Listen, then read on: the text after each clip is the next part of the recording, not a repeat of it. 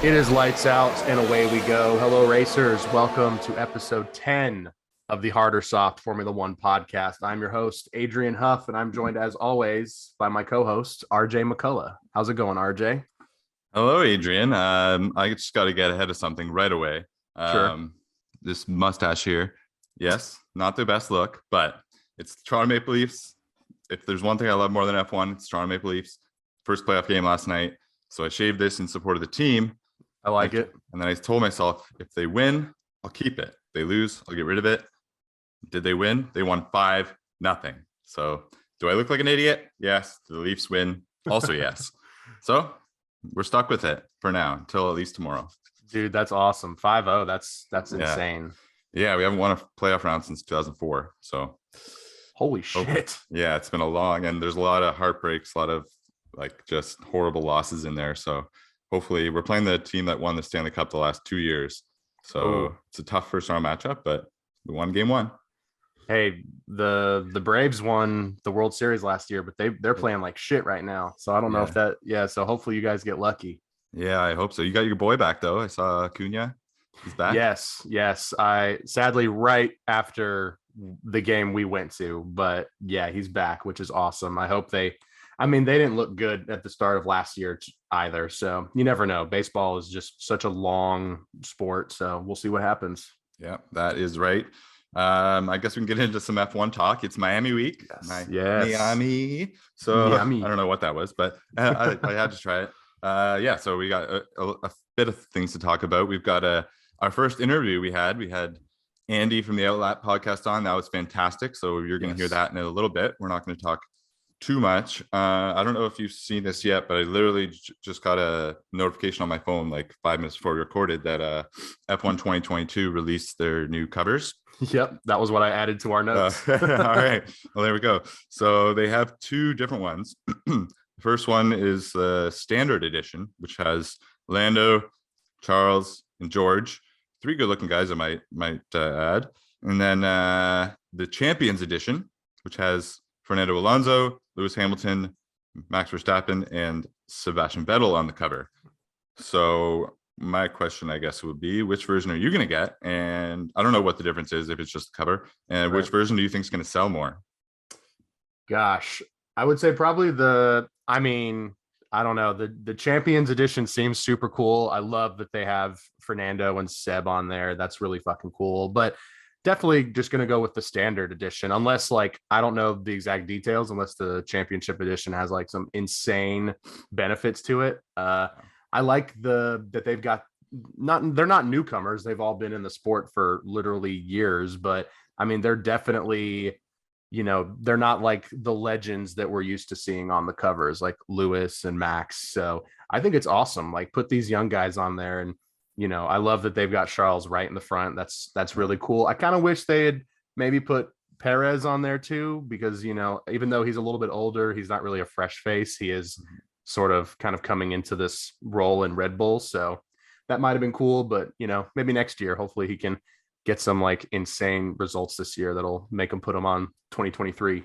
Yeah, I have a comment to add to that actually in one sec. But yeah, I actually think the cover themselves, if that's what the actual covers are going to look like, the standard edition just looks like way better. Like the pictures they use and the way it's set up.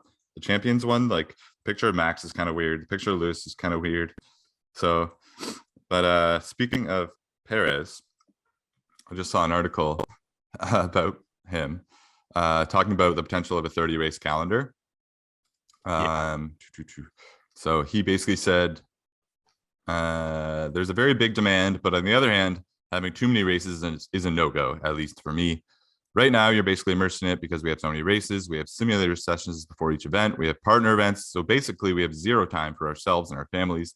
I have a couple of young children with a third on the way. I think if the calendar expands more, then I definitely will not do it. So he might not be around if they keep expanding the calendar, but I don't think they will. But interesting that he's taking a firm stand, which I agree with. Mm-hmm. It's interesting he used 30. I know that's a bit of an exaggeration, but like, if the calendar goes above 24, I mean, I think some drivers are going to be considering not continuing because, I mean, even in the off weeks, they're still working. They have. I mean, I think Lando has said that, on like an off week, he'll maybe get like 2 or 3 days off at most. And that's when they have a 2 week gap in between races. So I don't know, I think it's unfair to, I mean, not even the drivers, the engineers, they're the ones working like 24-hour shifts fixing cars, on weekends.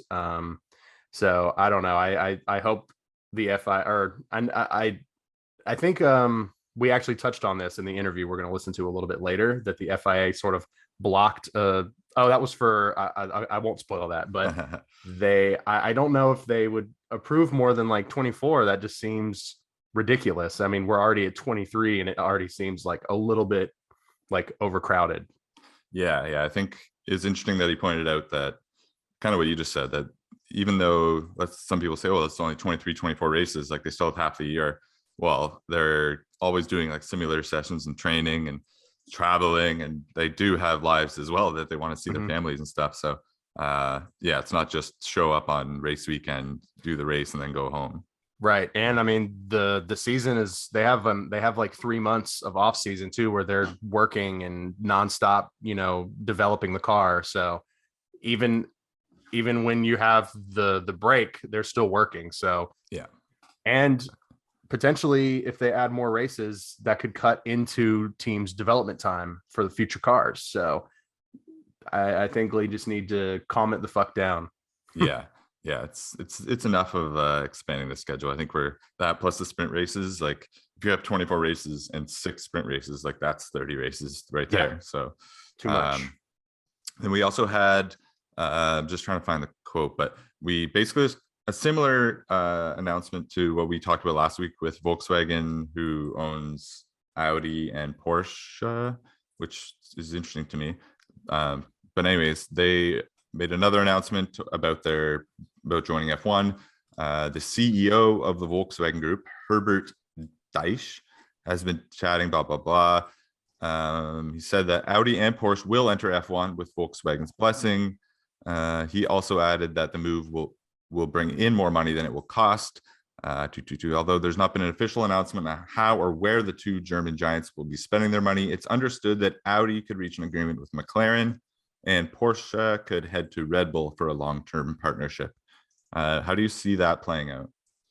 I think Porsche and Red Bull is like a match made in heaven. I mean, they need an engine supplier. They've developed their own engine with the help of Honda this year, but obviously there's been reliability issues. Hopefully they've got sort of a handle on that, but still, I mean, I think that would just be, I mean, I don't see why Red Bull would, potentially not do that. I know that would cut into their profit margins, but they would also like save so much money on like development costs. But that makes more sense than the McLaren Audi talks. I'm pretty sure McLaren sort of shut that down. If I'm not mistaken, not necessarily shut it down, but they don't seem too keen on the price. I think there's still talks with Aston Martin and potentially even Williams. So okay. I made a tweet on our Twitter account at Hardersoft F1 that what about Andretti? We were talking about that at the start of the season. Where are they? I want Andretti. I don't want Audi. I want Andretti. Yeah, that dropped off so quick. I mean, it did. Hopefully we'll hear something from them in the coming days or weeks, because that would be a decent partnership, I guess. Andretti and Audi. I got the alliteration. Because like Audi Andretti would sound pretty good, but what is it going to be, like Audi McLaren? Like for McLaren, it doesn't really make sense. Like they've been in F1 for so long. They're a premier team. They're doing well. They're going to be making tons of money from the constructors and stuff. Like, I don't know what necessarily benefit aside from just more money. I mean, it's obviously above our understanding because we don't make $1 billion a year. So no, not even close. But yeah, to me, that I agree completely with you. See it like Porsche and Red Bull makes complete. That's the match made in heaven. Whereas the other side, I think Audi's better off trying to get a Aston Martin or partner with Andretti, or because it seems like they want to get a team that's already in F1, whereas Andretti kind of seems like they want to start a new team. But I don't know. There'll probably be some shakeups between now. It doesn't sound like any of this is really going to happen before 2026 when the new regulations come in. So I guess we can keep going on future talks. There's 2026 stuff, but quickly, an interesting little wrinkle they're going to try out next year in, I think, 2 races. Kind of a new quali format. Yep. Not really format, but yeah, just a little bit different. So Uh, it was agreed on at the F1 Commission at a meeting earlier this week that drivers must use specific tire compounds across the 3 different stages of quali, which doesn't sound like much, but during the trials, hard tires will need to be used for Q1, mediums in Q2, and softs in Q3. And obviously, if it's wet, those rules don't apply. So they're going to do that at up to 2 races in 2023. I personally think that's very interesting. Like, I don't, it kind of adds strategy, but also kind of removes strategy. And then if you're one of the teams at the back, like, you kind of are screwed. Like, how is like, let's say Williams, if everyone's on hards, like they have no strategic advantage to get into at least Q2. Right. But it's interesting. It's only 2 races. So yeah, I actually didn't know that. I was reading about the qualifying updates, but I didn't realize it was only going to be for 2 races. That's interesting. I think it's smart though, because I was a little weary because I was like, wow, they're just completely changing qualifying permanently. That's a little strange, but I think it could be good. I mean, in Q1, you don't really see people running hard tires very often, and if you do, it's mostly it's dependent on the track, of course, but I don't know. I think it does eliminate strategy just a little bit, but the teams already know in practice like which tires are going to be the fastest, which ones are going to degrade the most. So I think it's cool. I think they could be bordering on like I just think there might be too many like changes, like 6 sprints, 3 or 4 F or qualifying changes throughout the year. It's just like it's too much to keep up with, especially for like new fans. But I don't know. We'll see. I think it could be cool, but it also could be just a no-go. So we'll see. I'm glad they're sort of trying things out though, but at the same time, like you got to be careful not to push it over the limit.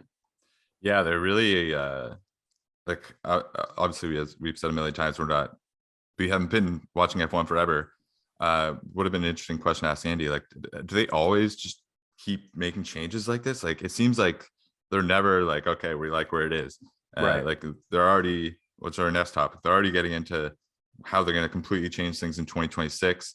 They're changing like the calendar, their sprint races, they're changing quality. Like, everything is just changing at all the time. So I don't know if this is something they've always done or something they're trying to change F1 towards the new audience, which I think might be a bit of an error on their part, because like the people that are getting into it, like us, like we're obsessed with what it is. We don't necessarily need them to change it to cater to us. Like I feel bad for people that have been watching for 20, 30 years and then they start changing.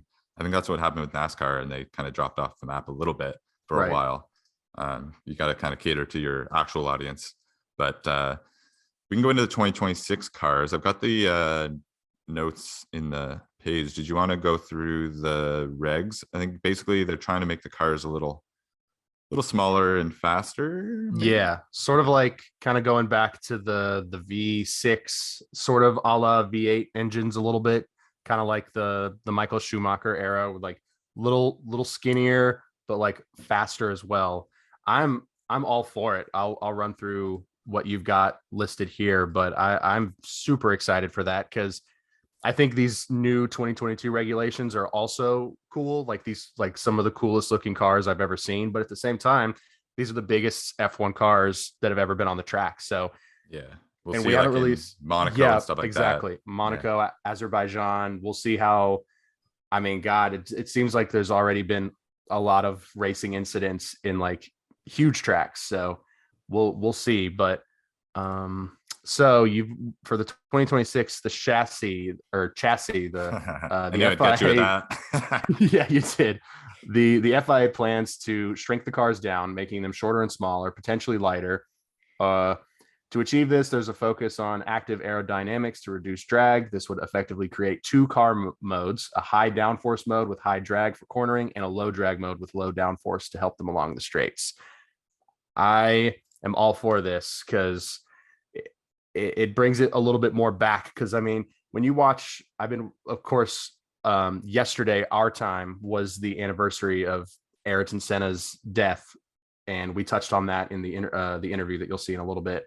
But going back and watching some of those clips, you look at like their setup, the wheels. It's just like it's so bizarre how much these cars have evolved. I mean, he was literally using a Honda circle steering wheel and he had like a gear shift, a couple of switches, but now you look at the wheels now and it's like 80 switches and tons of buttons. It's like it's insane. So I like the idea of going back to a more simplistic sort of car, but and even the like the sound that cars used to make, oh like my so much God, better. Like, there was a yes. clip of you might have seen it, of Lewis Hamilton. I saw the clip last week. It could have been an old clip, but he's like doing interviews outside of a track. The race. If you haven't got the greatest car for qualifying, have you got a good one for the race? We really don't know. We didn't get any long runs yesterday. Oh, that sound is just so good, man. I mean, it's the greatest sound of a racing car ever. What? I hate that they've got. And I guess there's people doing like test runs of old cars on the track, and one of the old cars zips by, and he's just like, "Oh, that is just the most sweetest sound in the world." Like, and it is. It's just like higher pitched, and yes, I don't know, just the sound of it going down a straight. It's like, well, you just feel it. Yeah, even as newer fans, like that sound is just you can't compare it even to these new cars that sound amazing. You just can't beat that. And that in the Schumacher documentary, they showed Michael's, I think his last pole qualifying at Monaco, and just it's one of the most beautiful videos of all time. Like, it is incredible. The sound, it's just, my God, if we can capture anything similar to that, like, I'm very excited for that. But let's see, the auto crash prevention. The FIA is exploring the possibility of active and connected safety systems using car-to-car alerts to help prevent crashes. These would alert the car if another is in front, or sorry, these would alert the car if another in front is traveling slowly, similar to the sensors in road cars. The full details about this haven't been released yet, but potentially we could see emergency brakes being introduced. That is interesting. So that's taking those old cars and adding some new technology to it. That's wild. Yeah, I don't think I like that one. Like, they're Formula One drivers. Like, right. They don't need a sensor. Like, imagine Max and Lewis last year, like all the back and forth, like every time there's going to be like a little sensor, like 3 meters on your left or whatever it is, like, or something that's going to like emergency brake, like potential to stop cars that, I mean, these are the best drivers in the world. I don't think that's necessarily like, it's like putting like bumpers on bowling for professionals. It's unnecessary. No, yeah, exactly. It almost makes it seem like the game's AI, like how they'll just kind of randomly, especially in like qualifying, like they'll just randomly stop and slow down if you're behind them. It's just, I don't know, like, don't take control out of the driver's hands. Like, if anything, I know this is off of Formula One topic, but Suzuki is leaving MotoGP at the end of this year. They just announced it, and they're one of the biggest bike manufacturers of all time. And apparently, like, even the engineers and the team didn't hear about it until like the day it was announced. They had no prep or anything like that. And it's just, it's like the equivalent of like if Red Bull or Mercedes was just like, after these regulations were out of Formula One. So, and some people are saying it's because they're upgrading the bikes too much, because MotoGP is basically Formula One for bikes. Yeah. I think apparently they're adding so many new regulations, but you know, I don't know a whole lot about MotoGP, but that was just really interesting that they're kind of backing out after the announcement of those regulation changes. So I don't know, that was just a bit bizarre to me. But if they start introducing shit like this, I don't like it at all. Yeah, I can't imagine like Fernando Alonso or Lewis, like the guys that have been around for a while. Like, I mean, they probably won't be still driving in 2026, but like, like they're just, even like guy like Max. Like, Max doesn't want to deal with this. No, but it's a little bit strange. That's a good point, actually. Who will we definitely not see on the grid when these new regulations happen? Like, I think Lewis is gone, Fernando's gone, Seb is gone, Ricardo's gone. Like, what will the grid look like? Bottas gone. Bottas probably. is, possibly. I think he's with Alpha until the end of 2023, 2024, something like that. But Latifi's gone. Oh God, yeah, Latifi's out of there. I'd say Lance, like at least half the grid, probably. yeah, that's just Crazy, so eh? crazy. Yeah, it's unbelievable. It's Mhm. sad too because Mhm. these are legends that I love watching race every week Yeah. or every other weekend. But Yeah, I want to get uh, into MotoGP for sure because every time I see clips, it looks unreal. It's like and they go on all the same tracks, but the mhm. way they just like they're like an inch from like when they turn, they're like an inch from hitting the ground. And sometimes when they do, like I saw one where the guy he this car was tipping or his bike was tipping, and he somehow managed to level himself and angle the car on one leg into the pits. It's hard to explain, but those guys are unbelievable, like what they do. So I want to get into that a Yeah, little bit absolutely. more. But yeah, if you want to get onto the engines, Sure. Yeah, I don't understand how you can even practice and learn to drive those type of bikes. It's I don't know. unbelievable.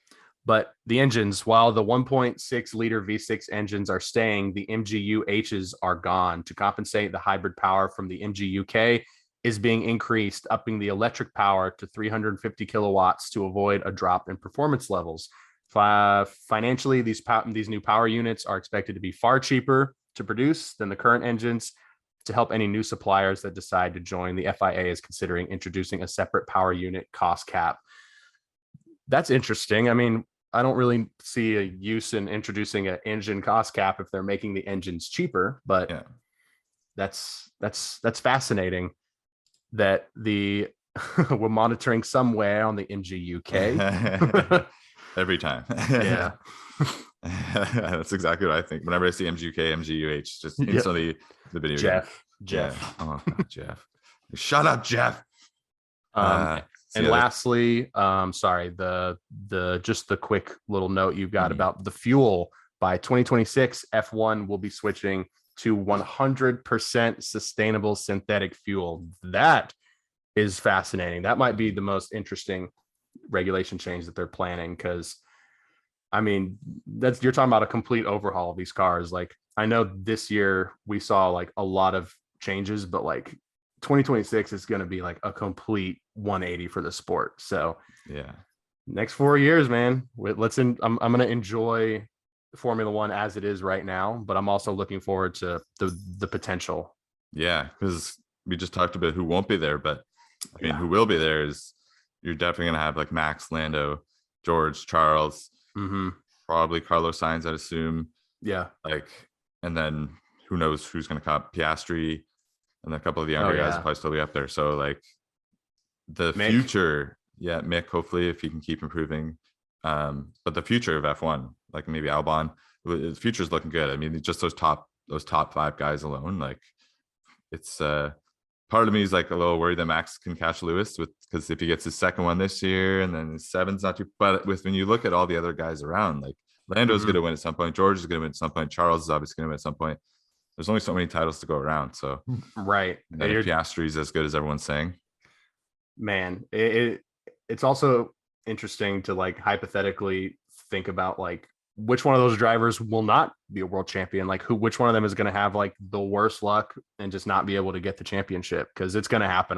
yeah, I don't think there's any way all of those guys are going to be world champions, which right. it sucks because they're all probably at least somewhat deserving of that, but I think Charles is definitely the safest bet, but Mhm. Lando and George are also absolute possibilities. George more so than Lando to me, just because of Mercedes' Mhm. reputation and McLaren's sort of wishy-washy reputation. They're either really, really good or really, really terrible. Mhm. I don't know. Yeah, no, it's something to watch for sure as we keep moving on towards 2026. It's like there's I know it's only 2022, but it's going to be an interesting future. That's for sure, Yes, at the very least. absolutely. Just trying to see. Oh, yeah, this is what distracted me. The Helmet Marco always has something to say. This guy just Yeah. cannot shut his fucking mouth. No. So Max Verstappen was asked about lapping Lewis. And actually, credit to Max. I'll give credit where it's due. He actually gave a very nice answer. He said, they've been slow all year, so it's not really a surprise or I feel happy lapping Lewis compared to anyone else, but it is what it is.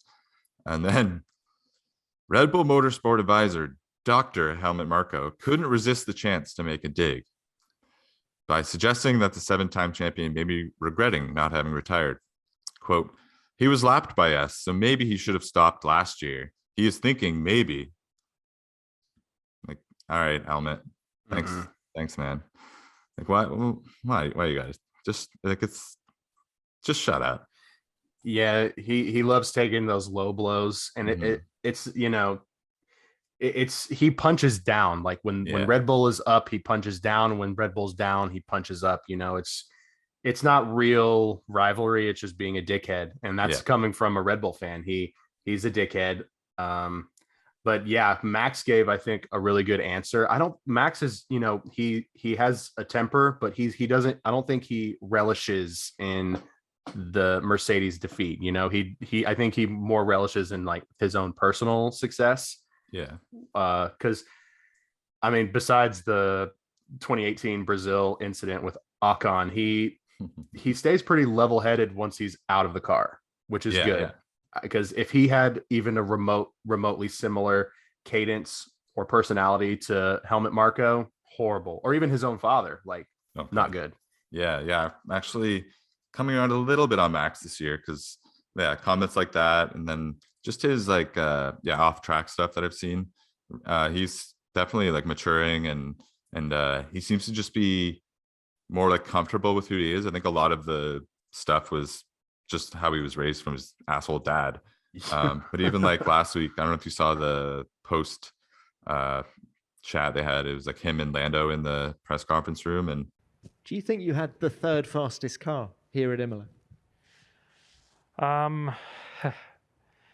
mean, if I want to be like George, I'll say I'd like the 7th fastest car. So you should say it's all the driver, mate. It is. Driver. I think you had the worst car of the field. think we're 9th or 10th, but my driving this weekend has been pretty amazing. So I agree. Yeah, you agree, sir. This will be a nice headline. It was just like a nice like back and forth, and so yeah, it's nice to see Max kind of. He's a lot more comfortable in his own skin, I'd say. Which I didn't even realize last year. I just thought he was kind of an asshole, but a lot of it is every time his dad and Helmut Marko, the people he's surrounded by, unfortunately, Christian, Christian is, I feel like Christian is more directs it towards just Mercedes. He seems pretty cordial when it comes to like Toto in person, but like when he gets asked about Mercedes, he's just like, let me just hit them where it hurts. Yeah. I think what's great about the current up and comers, but the young guns, is that they're all kind of friends, Charles, Carlos, Lando, Max, George. They play golf, they stream, they're in different combinations of each other. They're just all buddies, which I love. It's definitely a different tone to like the past, but I love it because they're obviously disappointed if they don't get good results, but you can tell that they're at least happy. I guess that's a good way to put it for them, not necessarily for the other team, but like, they don't relish in their friends losing. You know what I mean? Yeah. Like they all came up together, like you said, and I think it's gotta be cool for them too. Like, I mean, I'm sure they had conversations when they were kids, like, oh yeah, we're gonna be racing against each other in Formula One day. And now they actually are, and they're actually like Charles and Max are actually fighting for the championship. I mean, we've seen so many old clips of those two this year from when they were kids against each other. So yeah, it's got to be cool for them. And then exactly like you said, I don't think they're rooting for each other's teams, but it's got to be cool to see like one of your buddies like also be up there with you. It'd probably make the ride that much sweeter to see. Oh God, yeah, I can't people sharing with you. I can't imagine. That's got to be just like the coolest experience. Seeing like there's like a old picture. I can't remember who the third driver was, but it was like Max and Charles and maybe George. I can't remember, but just seeing that is just like mind-boggling. Like children like karting, and now they're literally the top drivers in the world. So really, really cool to see. I absolutely love that shit. Yeah, there's that one clip that's gone like semi-viral of, I think it's Charles saying like him and Max had a bit of a crash in like a karting incident. In a karting race, and he's like, "Oh, we just had an incident." Max, what happened? No, it's just unfair. I'm leading, he wants to pass, he pushed me, I push him back, and after he pushed me off the track. It's not fair, eh? Thank you. Thank you. What's happened with Max? Nothing, just an incident on the race. No. Like his little accent, incident. Yeah. So we won't take up too much more of your time. No. But let's get into Miami. Yes. Right? So I'll just give a quick track description and the track times, and maybe you can discuss some of what we can expect this week with the teams.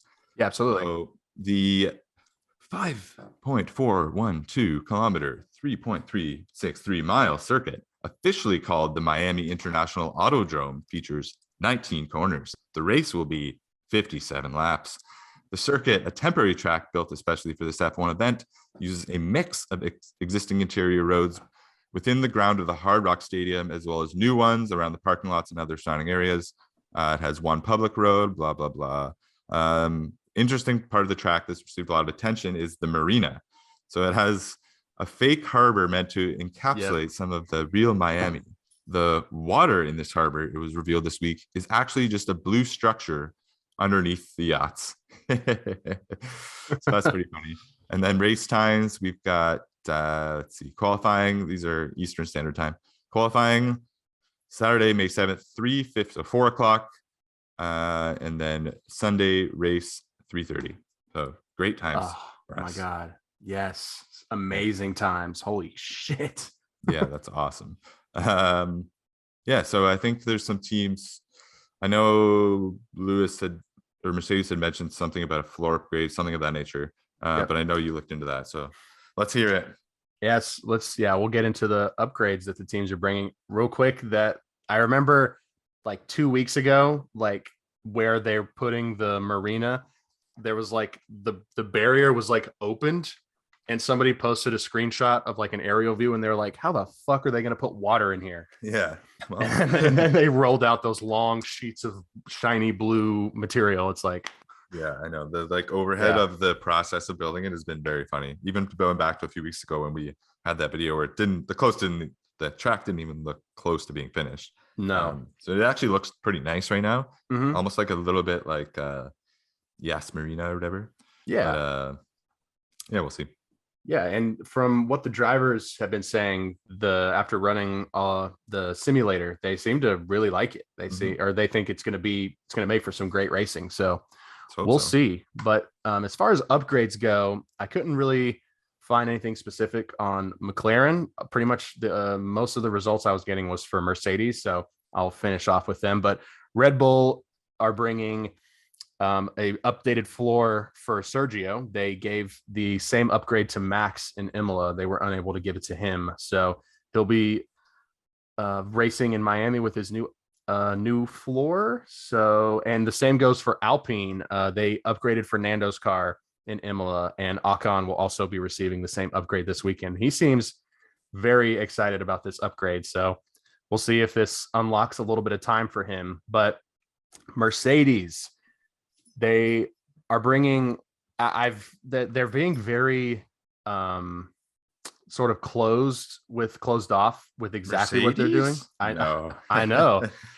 Mercedes is not really being too specific on their upgrades. The only really thing that they're mentioning is their upgraded rear wing, which is spec'd out with their NFT design that Mercedes has been pushing. They're pushing those NFTs. Toto Wolff said, quote, being realistic, we think this will be something we approach in steps rather than one big moment where the whole thing vanishes. But we are seeing encouraging signs. We are hoping to bring parts to the car soon, maybe even Miami, where we can hopefully see progress on this issue. So we probably won't see a huge Mercedes bump, but hopefully, if anything, that porpoising is just a little bit less, because they seem to be struggling really, really bad with that. Yeah. George is hurting. Lewis is mentally hurting. So just hoping we can get two guys in the points this weekend. Mm-hmm. That would be nice at the very least. I did see Ocon, his quote. Yeah, he seems very excited. That car definitely does have some pace. They've had some issues with like reliability, especially with Fernando. Yes. yeah, it's got some pace, so it'd be interesting to see that. I don't know. Yeah, Fernando could have easily gotten a podium at Australia if he hadn't have binned his qualifying lap. So yeah, well, hopefully he gets another chance. Him and Ocon get a chance to like put in some mega laps like that. Yeah. Who do you who's your winner? Who do you think's winning this week? I guess between Charles and Max, basically, unless you think someone else is going to sneak up there. I'm gonna go with Max again, just because after last week, Red Bull just looked really, really good. Mm-hmm. I'm gonna throw a curveball. I'm gonna say Sergio. Okay. I'd be all right with that. That would be the first time you have to do a punishment thing. Yeah, it would. He's my he's basically my captain right now. Mm-hmm. So I'm the captain. So yeah, we'll look forward to that. I'm hoping Lewis in the points, hopefully maybe like top 6, but remains to be seen. Yeah, we can pretty much get to the Andy interview now. We don't really have too much more to get to. I just want to say one last thing, that our year, go Leafs go, game 2 Wednesday night. Absolutely. Yeah, you're gonna have to keep me updated on that, because I'm rooting for you. I've never watched a Leafs game, but now I'm a fan. All right, we need we'll take all the support we can get. Mm-hmm. Yeah, it's gonna be cool. This Miami's a brand new track. No drivers have ever raced there, so it's kind of a gosh, I'm trying to think of the word, but everybody has an equal shot basically. So we'll see what happens. I mean, we could see a complete total shakeup. I mean, God, fucking Lance maybe even could get pole. Who knows? It's probably not going to happen, but got to be a little optimistic. But yes, that is all as far as me and you go.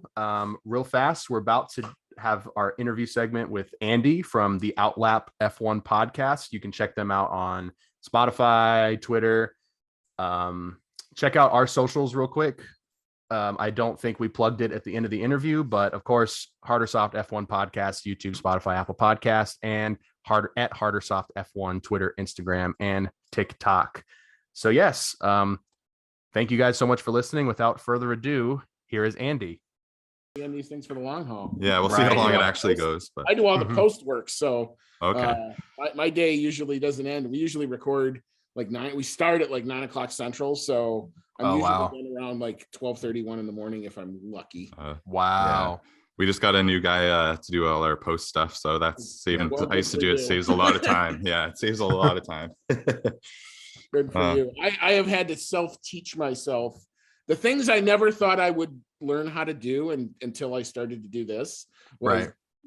Audio editing. I've learned how to, change sound levels and correct sound levels and all sorts of fun stuff. So yeah, it's part of the gig. It's a blast. Yeah. All right, it's a lot of work. Yes. There's a lot that goes into it. I mean, from pre-show to actually doing the recording to post-show to getting it out to distribution to all that. There's just a ton of stuff that goes into it. But oh yeah, absolutely. It's a lot of work. Yep. So yeah, I guess we can just get started like right off the bat. We'll just so we're joined now by Andy from the Outlap F1 podcast. So Andy, thank you for joining us. So you want to just tell us real quick a little bit about yourself, how the podcast started, maybe where you are right now, that sort of thing. Yep. So I am in the Chicago suburbs. I came to the Outlap F1 through a fan fest, believe it or not, that started that came to Chicago. Back it was 2019, it was the Canadian Grand Prix weekend. They showed qualifying in like Millennium Park. And then they had this fan fest going around the streets of Soldier Field. Now they had some modern F1 stuff. I think they had like a 2013 Sauber. It wasn't the best of the F1 show, but it was fun to go see and something fun to go do. And the next thing I know, I'm sharing my pictures of the thing that night. And there's another guy that comes on with this red car emblem that goes like, dude, I was like right next to you. So like we never knew each other, but we were right next to each other. And of course, we got to talking and I started interacting with them and they were avid fans. John and James were. And next thing I know, I go to meet them actually for the Brazilian Grand Prix weekend. And then I met them when I went down to Austin. So I met them twice and then they asked me to join their stuff. So I've been on that kind of ever since. We found Deanna about a year later. So it was 3 of us for a while. Now it's 4 of us, and it's just a ton of fun to do. We love doing this. It's just an awesome time.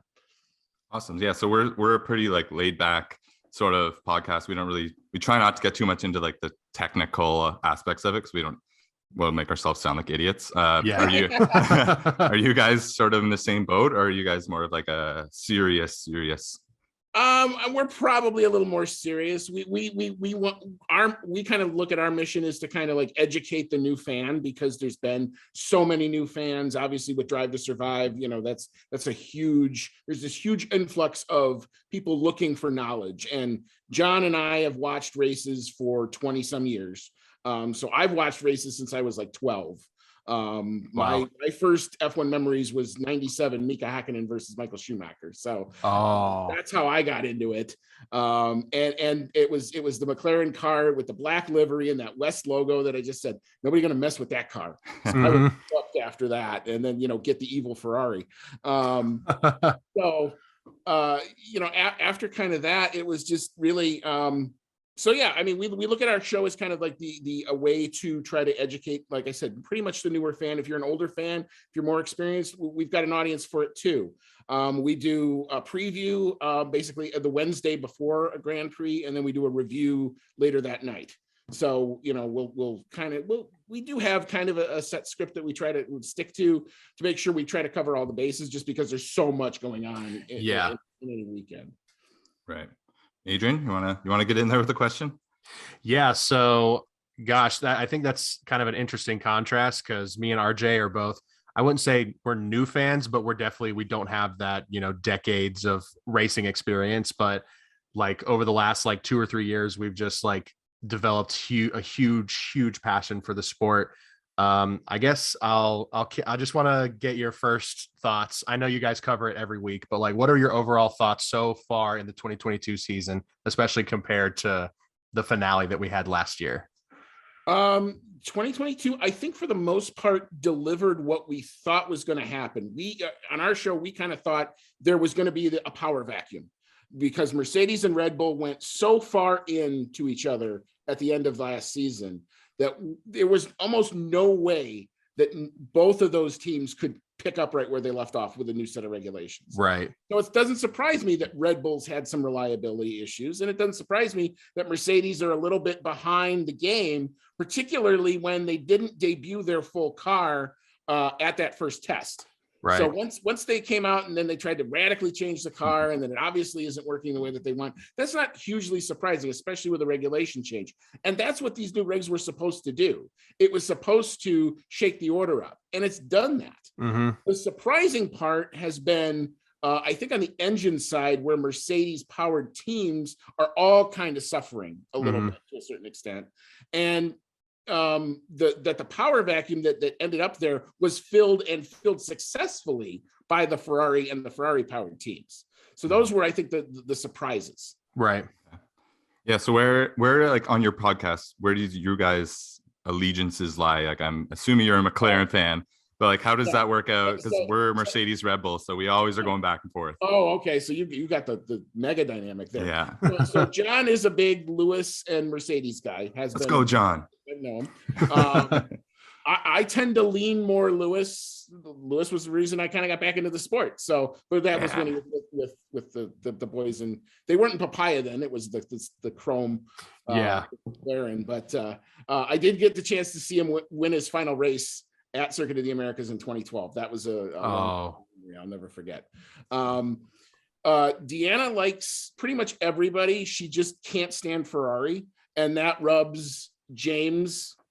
So James and Deanna have all this fun back and forth, and it's killing Deanna to have to pick Ferrari to win races now.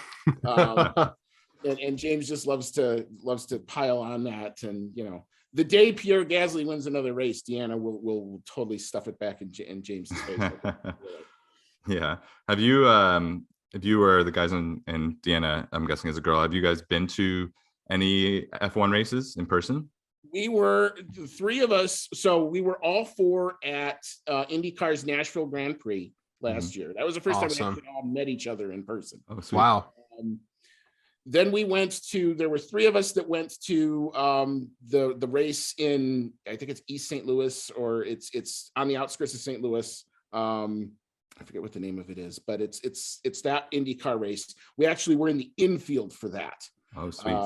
Through a connection that we had, which was like a total experience. And then later that day, I got to actually do a recording in the ESPN 101 studios in St. Louis. So a once in a lifetime kind of experience for me. Yeah, wow. And then again, we had three of us go to Circuit of the Americas last year.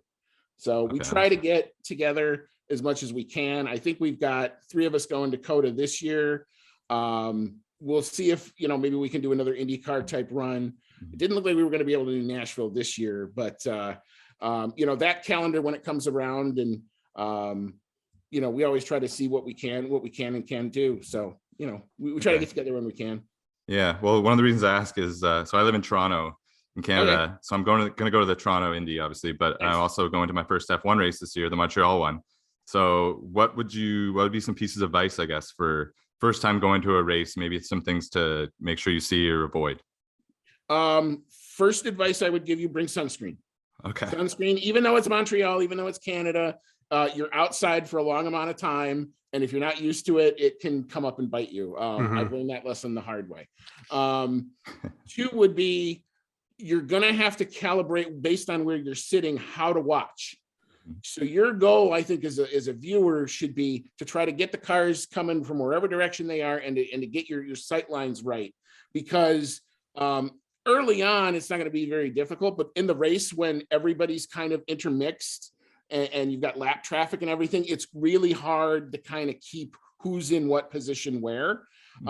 It's amazing that, without technology, that the drivers can't understand that. Like, they always ask, where am I? Oh, I understand that now when you actually see it, because what I like to do is I go, okay, that's P1. And I'll go, this guy's P2, this is P3, P4, all the way around.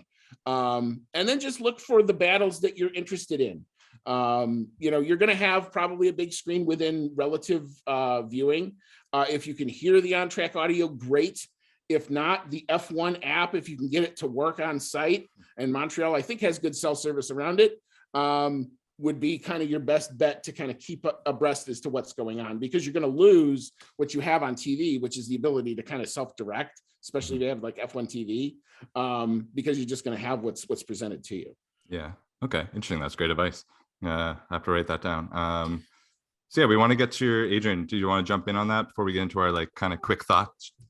Man, I'm so jealous. I'm in Atlanta, so I don't really have like super easy access, but like definitely next season I would love to go to COTA or Miami, and of course Vegas would be such a great opportunity. So I hope I have that chance next season, because that would just be a dream come true. And I'm definitely going to start. We've got like, I don't think it's like technically Indy, but we've got a lot of racing circuits near the Atlanta area. So I'm definitely going to start going. Barber today. Yeah, exactly. Yeah, I've been watching clips of that online, but I'm definitely looking to get more into like seeing live races, so I can at least have, some kind of like experience, or not experience, but just a little like, so I'm not just jumping into the highest level of racing imaginable. I would suggest IndyCar is a great way to kind of get your feet wet, because that paddock is open, it is welcoming, and it's very easy usually for the most part, with the exception of Nashville that just had signs that told you to go places that didn't exist because it was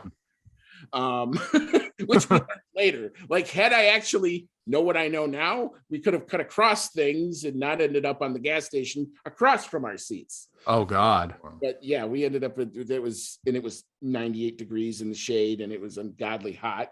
Once we found our seats, it got a lot better. But getting to them can sometimes be a challenge. But yeah, I mean, it's a great way to get, like I said, to get your feet wet as IndyCar. Like I said, the drivers are super nice. Everybody's usually very welcoming. Paddock passes are not out of budget by any stretch. They usually don't even check them, to be honest with you. I like it. Most places, they didn't even check them. I mean, I had them when IndyCar came to Circuit of the Americas, I went down there for that. They didn't even check my stuff, even though I had it. But it was, like I said, very, very open. They're very welcoming. And it's a good way to learn kind of how to watch a race live, because I think that it is a skill that you'll develop. Sure. I'm very much looking forward to that, because, like I said, just over the last like 2 years have really gotten into racing. So I'm really looking to just slowly get myself as involved as possible and just experience that. I think that kind of transitions well into another question I wanted to ask you, kind of involving just the calendar in general. What are your thoughts on the 23 calendar race season that we currently have? Do you think that's a good number? What do you think is like the most that they should allow? And do you think 23 is around that? I think 23 is pushing the limit. I think the teams have all kind of indicated that if they go much beyond it, and it seems like Liberty wants to do 25, that seems to be their magic number, that they're going to have a second set of staff, you know, to do the work and to do the setup work, because otherwise these people are away from their families for a good 8-9 months at a clip now. Right. It's very taxing, and I don't want to have the product get diluted as a fan either myself, because I liked, like, believe it or not, that 17 race COVID season, even though it was short, it was quick, but it was like the perfect number because you got into it, you could see some development, and then the season ended. You know, last year was this long slog of getting through the entire calendar, and this year is going to feel like that way too. Like, it starts off, it's not so bad, but right after, once we get into Europe proper, we got Spain, we get Hungary, we get, you know, the European season kicks off. It's going to be boom, boom, boom, and boom. That's when I think we're going to feel it as people who cover these things, just because, you know, we have to be on all the time too. But yeah, I would say I would think the magic number is around 22, 21 is where I would kind of cap it if I was running the world. Right. Yeah. Yeah. And I guess on that same vein, then what's your opinion on the sprint races they've been having? And then what do you think is the right amount for that? Because they're kind of bouncing between, are they going to do 3 or 6? I equate the sprint races, and I said this on our show last time, I believe they're like cinnamon. A little bit of cinnamon to make a dish exceptionally great. As we saw in the sprint race in Imola, we saw in the sprint race in Brazil. If you put too much of it in, that's all you taste, and that thing is ruined. So I like it 3, maybe 4, and no more than that. I don't want to do 6. I certainly don't want to do like half the calendar. I know all these venues want it because it's an extra day of revenue and all that stuff, but no. The traditional qualifying format works really well. There's a reason it hasn't needed to be changed in a long time. Let's not mess with what's working. Agreed. It seems they're just definitely, I know the money is like a huge aspect of the sport, but I know they just confirm that they're going to have 6 next season? Or? Well, they tried. The FIA blocked it. Really? Enough, yes. They had their meeting where they could have just rubber stamped it, and they said, no, we want to look at it, which means that they're basically kicking it back, where they didn't just rubber stamp and do it. So it's not official yet. It's obviously what the teams want to do. It's what Liberty wants to do. It may still end up happening, but at least for now, we're still at the 3 that we've got. Sure, I have to agree with you. I definitely think 6 is just like pushing it. Yeah, and I don't hate the format. Like, no, yeah. Only part of it that actually annoys me, and it's just because we're here in the US where the time shift is such, is having the qualifying in the middle of my workday on a Friday. That's hard. It's hard to manage, you know, even if you're working at home, it's hard to manage. So yeah, I would just, you know, if they could find it. I know they've done some of the qualifying where it's like at noontime around here. I'm like, oh, that's not so bad. I can deal with that. That's my lunch break. No problem. I can deal with that. Yeah, no, I would agree as well. I think 3, 4, 5 would be nice. 6 is even a little bit much. But so as we mentioned, we're relatively new to the sport. So I'm curious to get your opinion as someone that's been watching for a long time. So today, I believe today would be the anniversary of Ayrton Senna's passing. Yeah. So what can you tell us? Because we are still learning about the history and stuff. So we know like a little bit, like obviously know Lewis loves Ayrton Senna and stuff like that. And I know a little bit about his driving, but what can you tell us as someone that's maybe more aware of him? I came into it probably after he was already gone. So I never got a chance to really see his racecraft live or anything like that. And I always felt bad about it. But this was a guy who probably was the seminal talent of his generation. And he was going up against people who like Senna versus Prost. You want to talk about Hamilton and Verstappen being a rivalry? Senna Prost was not only a rivalry, they were on the same team some years, they were on different teams in other years. So it was Senna's talent against Prost's moxie and strategy and the ability to play the political game that Ayrton just really couldn't do. So, it was a fascinating rivalry where the one race that I can think of is Japan, where Senna goes, I'm gonna take this line. If Prost blocks me off, we're gonna wreck. And guess what? I win the championship. And that's exactly what happened. Yeah.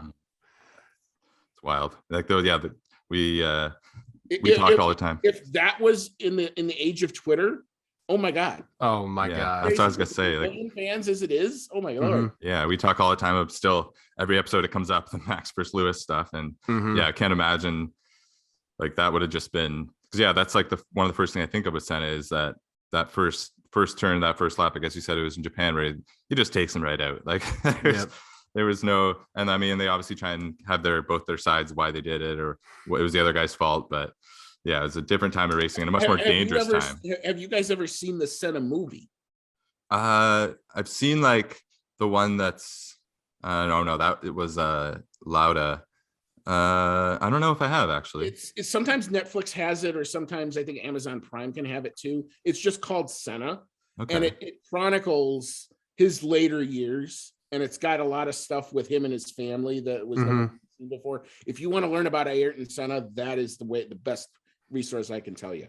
That's awesome. Yeah, I'll definitely check that out because that Schumacher documentary that just recently got released, I absolutely adored that. And I know they just kind of briefly touched on Senna, but it's crazy how just beloved that man was, because I saw some photos of his funeral procession.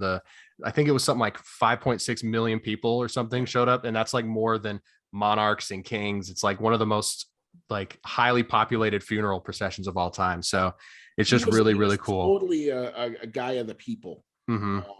And they loved him for it. And like there's the shot of him where he's trying to raise his arms, and they talk about this in the movie.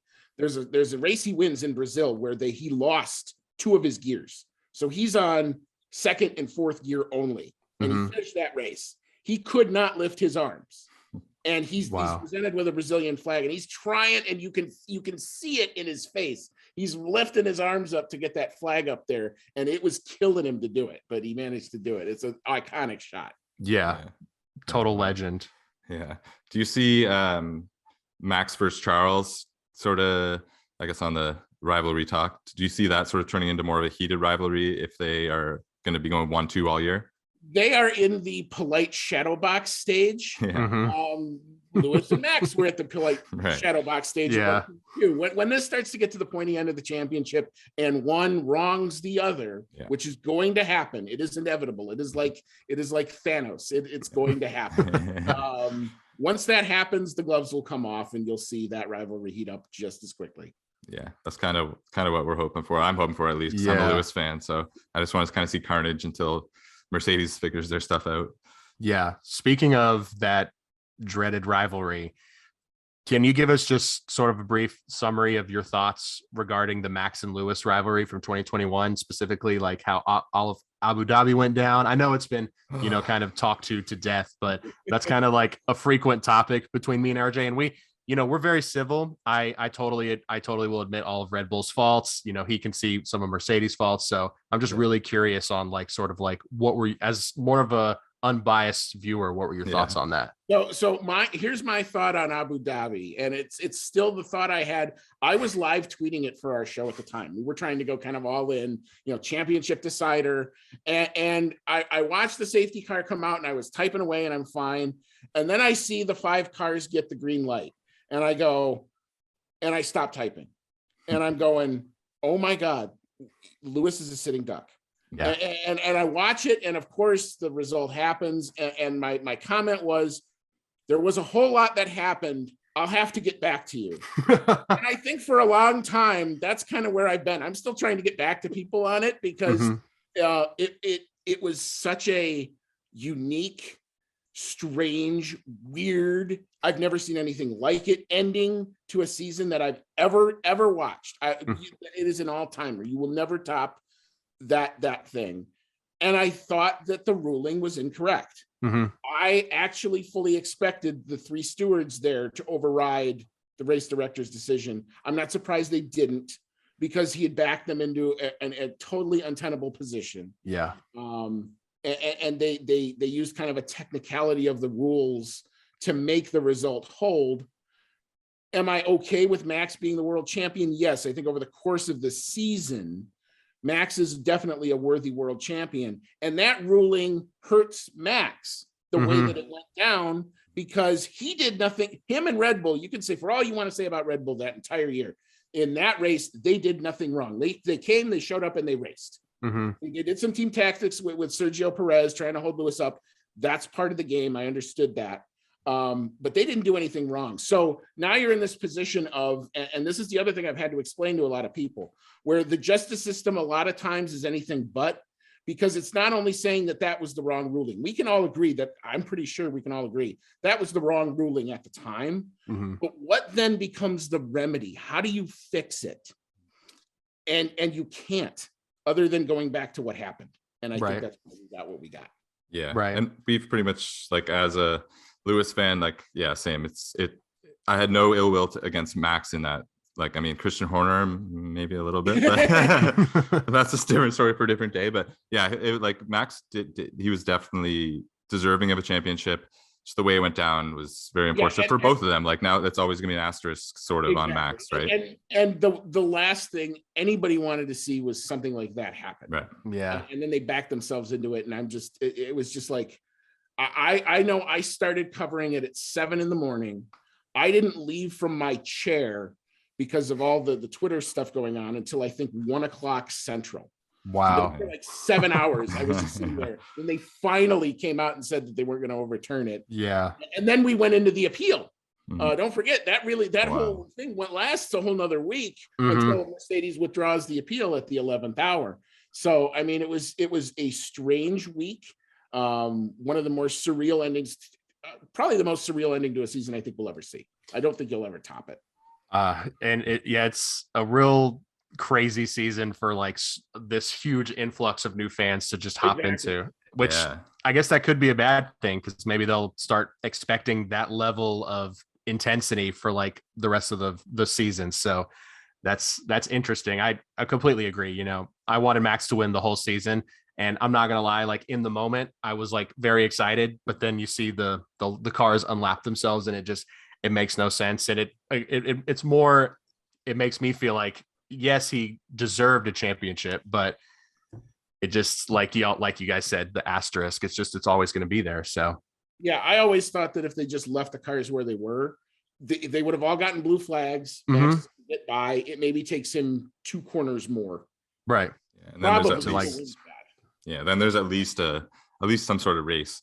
Exactly. Yeah. Do you see anyone this year getting, because it seems right now it's Ferrari, Red Bull are the clear 1-2. Do you see anyone sort of catching up, whether it's McLaren, Mercedes, or do you think that they're too far gone?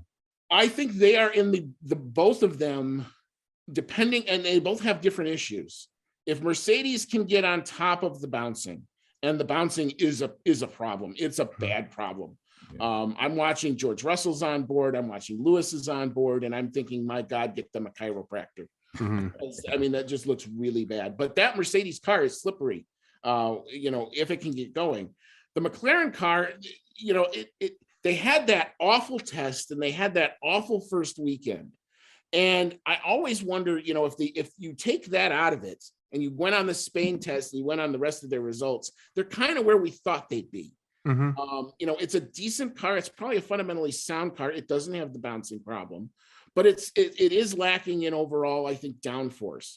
And whether it's been track layout or whether they've been helped by the fact that they've gotten on top of what some of their issues have been, that's more of a slippy car too. I mean, that can come up and maybe compete at some weekends this year. I don't know if they're going to be able to do it consistently, and I think that's the problem.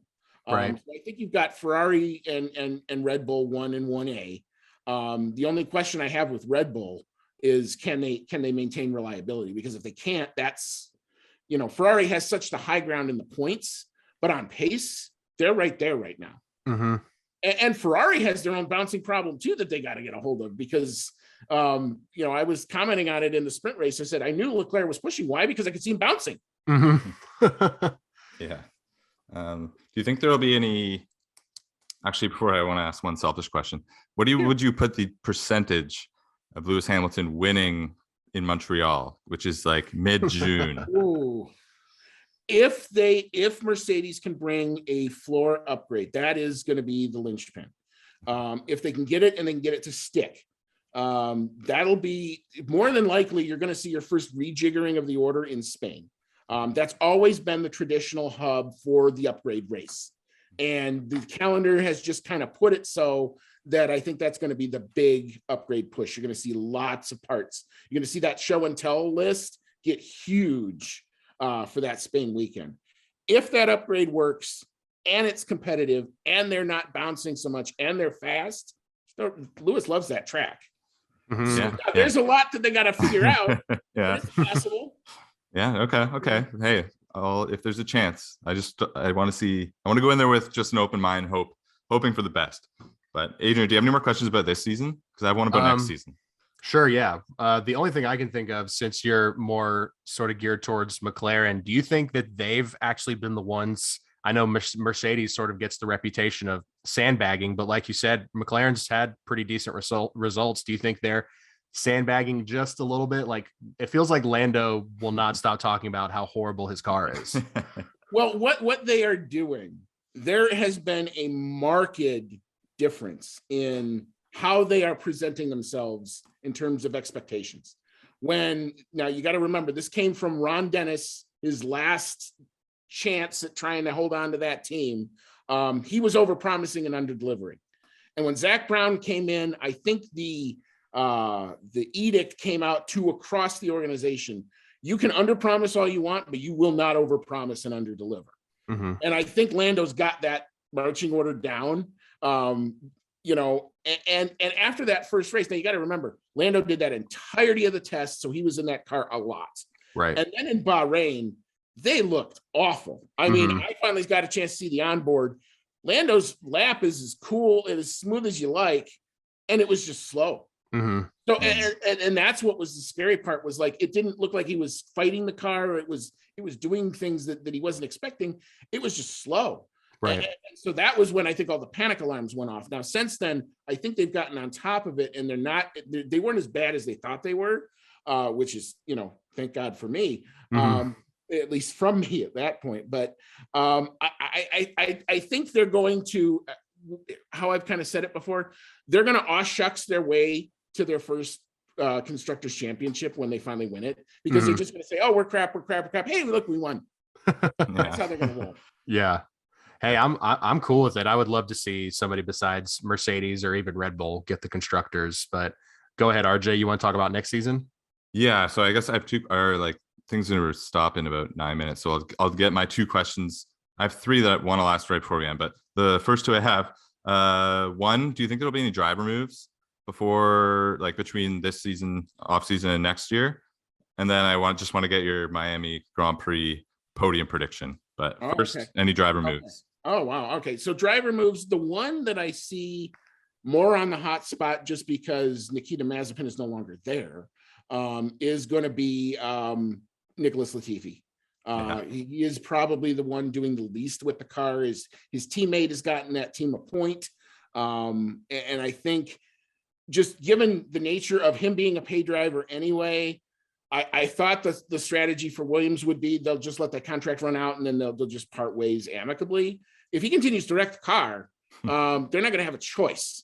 They're going to have to let him go and look for Oscar Piastri to be the quick fill-in, because I know Williams is very interested in his services. So that would be probably the one driver move.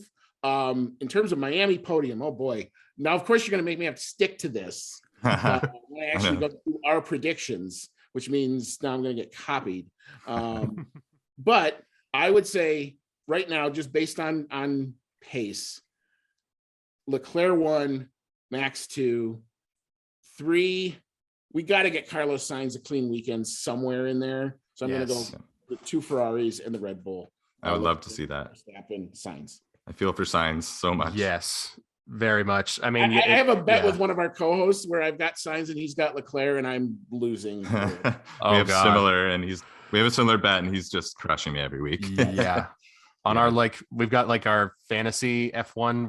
We each have 10 drivers. I got lucky. I have Leclerc and Max. So he's done the only punt. Every time one of our drivers wins, the other one has to do a punishment, and he's been the only one to do punishment. So yeah, I chose Lewis as my first pick. It's not hasn't been great so far, but we'll get it back around. Adrian, do you have any more questions? I have one more, but do you have any more?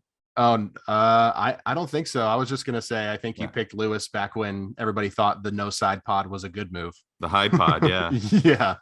Well, it came out and it was what is the quote from the Ford versus Ferrari movie? If this was a beauty contest, we just lost. Yeah. That's what I thought happened. Well, yeah, not a beauty contest, unfortunately. I had hoped. Mercedes. No, yeah.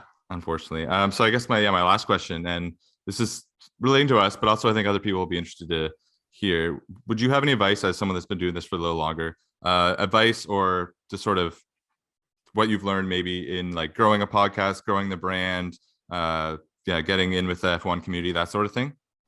There is never you always have an opportunity to spread your word. I get more comments on wearing just this out and about, and I'll come up to people and I'll go, hey, if you're interested, we got a podcast. I got a little business card with our logo on it that's got our website and stuff on it that I just hand out here and there. I always, your logo is going to be, I love your logo, by the way. I think that red tire thing is going to be really good. And that's something that you can go for. Hey, look for the soft tire logo, on the podcast, because where I think we all have this collective challenge is now that the sport has become so popular, everyone is flooding into this space, and you have to be distinctive in what you're doing in terms of your programming to make it, 1, interesting, and 2, to try to get people to come back. It's one thing for someone to try it. It's another thing to try to keep them. That I think is the hardest. That's the hardest part of any podcast. Now we were all really lucky last year because we had that grandstand finish. This year, I feel like we're working that much harder to get the same results. Right. Yeah. No, that's great advice. I can't thank you enough. This has been so much fun for me. Yeah. Wow. I'd love to have you on again. Adrian, do you have anything else? Hey, I have camera. We'll talk. Yeah, sure. Absolutely. Yeah. I think everyone that we've talked to in the F1 community it's a polarizing community with fan bases, but everyone in general is just very nice and everyone just wants to chat F1, Yes, exactly. I enjoy just talking about it. I do it anyway, or I read enough about it anyway, to the point where, if I can share it or if I can educate somebody in the same process, that to me is the hook. Right. And that's what keeps me coming back to do it. When I hear a new fan, I never knew that. I saw this race. I'm going to watch next week. Love that. Yeah, absolutely. Yeah. I absolutely love that. You're our first guest that we've had on, and you've been so knowledgeable, very wonderful. We just thank you so much for coming on our show, and I hope we did a pretty decent job of getting to know you and asking questions and absolutely. No, this was very good. This is very fun. I am totally willing to come back. We can check in maybe summer break or something like that. Yes, and we can kind of compare notes as to how we're all doing. Absolutely. Awesome. Appreciate it. Thank you so much. We'll chat soon. Absolutely. Nice to meet you. Likewise. Take care.